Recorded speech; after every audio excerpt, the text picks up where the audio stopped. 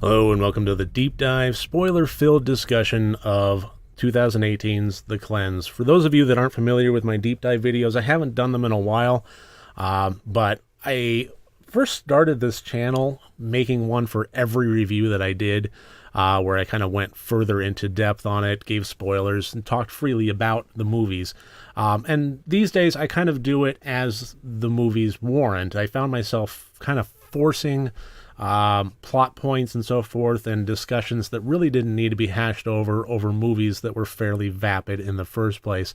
So I kind of reeled it back a bit, and I made it so that the deep dives would happen if I found a movie required, or at the very least, I wanted to talk about it more and in more detail than just generalized synopsis kind of plot points to kick things off without spoilers. So that is the case with this one. So spoilers ahead. If you haven't seen The Cleanse yet, then spoilers ahead.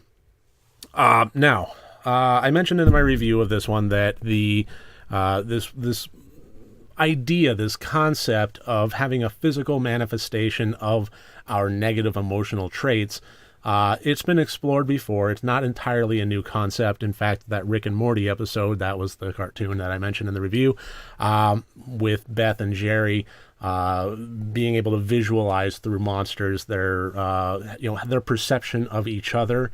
So this is kind of along the same lines, only this is more the negative emotions or negative aspects of ourselves being purged, cleansed, and brought into the limelight. And there were a lot of things about this that I thought really got this examined very, very well. First of all, Paul's creature, when Paul and Maggie are talking on the couch, and she starts talking about how he's dreamless. He doesn't have a dream. He's lucky in that regard.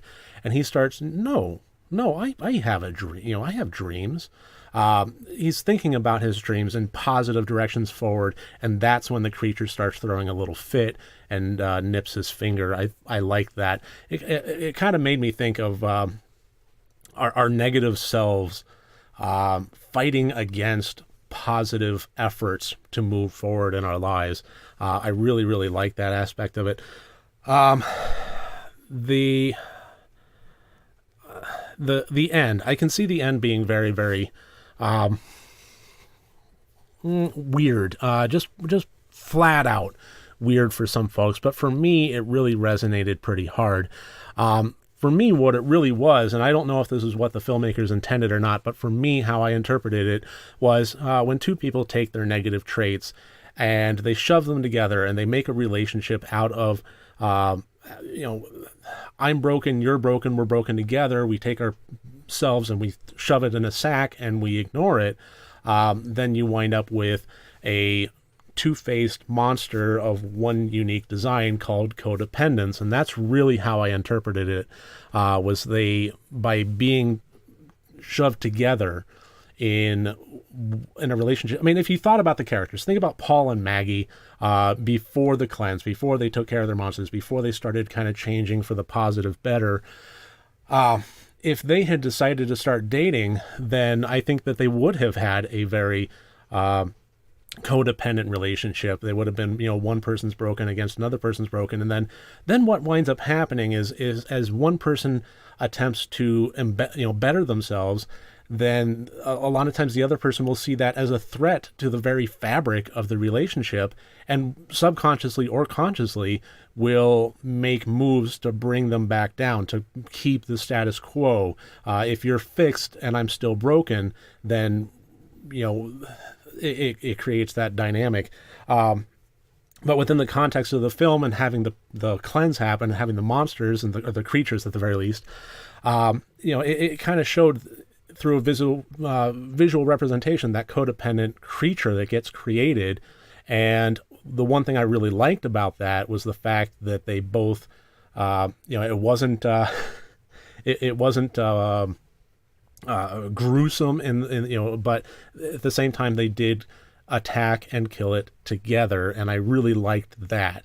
If it was just one person doing that, then I think for me, my interpretation of what was going on, it would have kind of brought it to an unhealthy level. But the fact that they both tackled it, they both attacked their negative emotions or negative selves as the codependent self and killed it, I really, really like that. And the one other thing that I really liked that I wanted to address was the eye contact at the end. I really enjoyed when they first started becoming part of the cleansing ritual, and Angelica Houston was walking them through the eye contact ceremony, and they really weren't able to do it for any length of time. And then they killed their codependence. They got through it. They were stronger for it. They had a connection with each other, and then they had the eye contact. And I really, really like that. But that's all, whether or not the filmmakers intended for any or all of that remains to be seen. But that was my interpretation of it. That's what I've been kind of thinking about after having watched it. And at this point, what I'm really curious about is what you thought of it. If you found the same things as I did, if you just found an entirely different movie than I did, if you liked it or didn't like it, I would love to hear from you. I would really welcome your comments below, and we'll start a discussion. I will be reading them and responding to them. And other than that, I really thank you for joining me on this deep dive of 2018's The Cleanse. And I don't know when I'll have another deep dive, but rest assured, tomorrow I will have a review. So look for me then. Thank you for joining me.